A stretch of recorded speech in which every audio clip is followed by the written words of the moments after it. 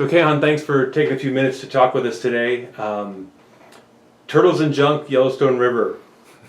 Talk to us from your point of view as sort of a orchestrator, facilitator, participant in those two topics. All right. Well, I appreciate the title because it's a pretty fitting title for what we're trying to do on the river here. So turtles, we've got 3 native turtle species in Montana.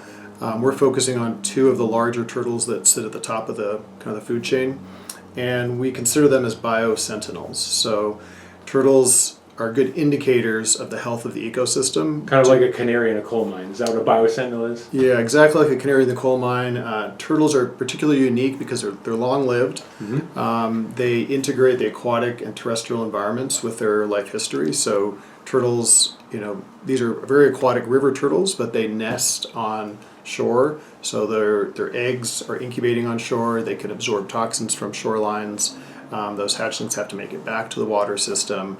So there's kind of a connection between the riparian zone and the river itself. It's kind of like one of the things I like to say, that turtle eggs and turtles, things move to them, through them, might get stuck in them, and then go from them again. Yep, and might be passed from the mother to the eggs and hatchlings as well. Mm-hmm. So it can be passed on.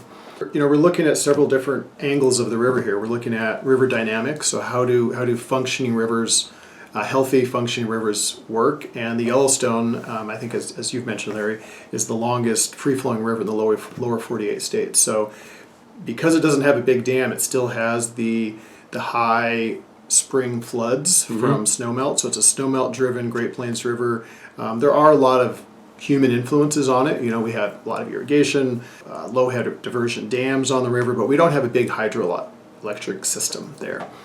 So we can compare it to other rivers like the Bighorn River or the Tongue River that are dammed, the tributaries of the Yellowstone, to see how that functioning river, that free-flowing river, how it performs differently than those dam systems. What do the turtles tell you? Particularly, we're looking at two questions really at this point in time. We're looking at how the river's functioning, so the river dynamics, and they need gravel nesting bars, particularly the softshell turtles. Mm-hmm. So on the Yellowstone, these are big softshell turtles that really, for both species actually, we're at the northwestern extent of their range distribution. Mm-hmm. So we're kind of in a unique zone.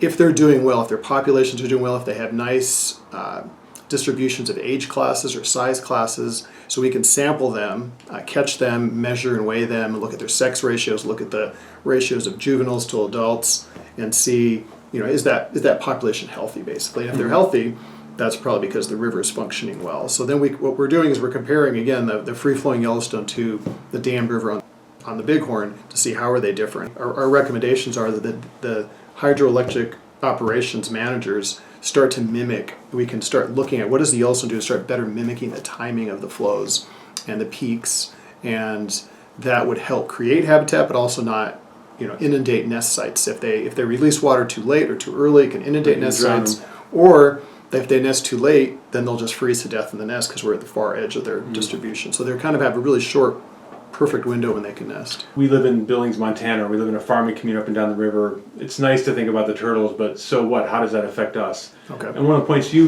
brought out is these turtles actually show us what the cadence of that river is doing when it's healthy or if it's carrying bad stuff, right? Chemicals or pesticides or whatever, spills, because the river's used a lot, right? It's these rivers have been used in this part of the world as travelways for millennia, right? And you're saying the turtles tell us a story kind of what, not just what's going on, but what has happened as well. In addition to just the dynamics of the river, the function of the river, we're looking at environmental contaminants. So, and kind of a couple different classes. We're looking at heavy metals as one that's kind of more almost like mercury, like what? Mercury's a big one, lead, but there's a whole other suite of metals that we're looking at. We do a whole panel.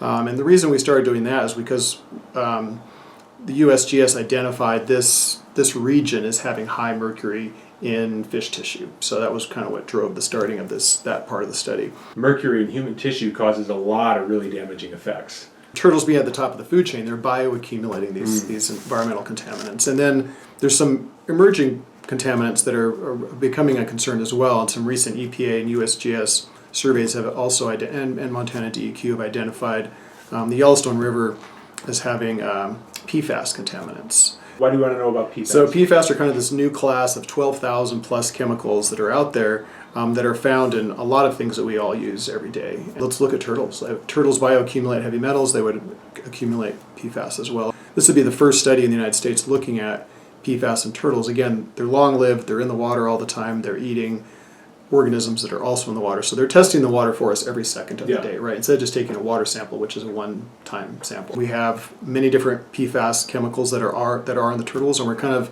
looking at where those turtles are from now. So we're looking, upriver Billings, downriver Billings. We're looking at tributaries to try to identify what are the types of PFAS, what are the concentrations, and where are we finding them the most, and then where can that take us in terms of management and public awareness, right. about this issue. One of our other podcasts was about plastic, and we talked about the fact that, like the turtles, we humans are like this too. Things can come to us, through us, and out, but they get stuck. And when they get stuck, they can change our DNA, they can cause our inflammatory mechanisms to go out of whack. Whether you like a river or a turtle or not, or you think about the air or the water or not, these things are affecting us no matter what we're paying attention to as we're going through our day. Let's shift gears a little bit, maybe just by way of scale. So it seems to me that we've been talking about micro junk getting stuck in the turtles and helping us understand what that means about the health of the river in general, as well as what clean or dirty water or chemicals in the water mean for humans. Let's talk about macro junk, because you and I living here know you can canoe or kayak or swim or wade down the Yellowstone River, and you have a combination of an amazing outdoor experience, and then you see old cars and you see tires. And we wanted to figure out how to also instill in our students at Rocky Mountain College, what can they do to really make a difference in their community? Let them know that there are things that they can do that today makes a difference. Not, way down the road might make a difference. And sometimes with these, environmental contaminants, that's very complex, the management's very complex, the regulatory system's very complex, but cleaning up the visible trash on the river, which does add chemicals to the river, and microplastics, as you were mentioning, what can we do about that? So we started at a very small scale.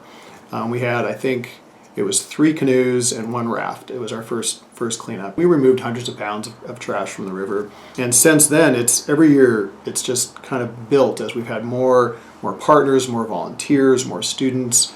We're now working, more than 2,000 hours a year on this project. We have shore teams and river teams. This year, we set a record. We had 15,000 plus pounds collected that day. We weigh and recycle all the metal we pick up, so we get a really good weight on that. In the past, we've counted tires since the very beginning, plus just weight of trash, we always called it.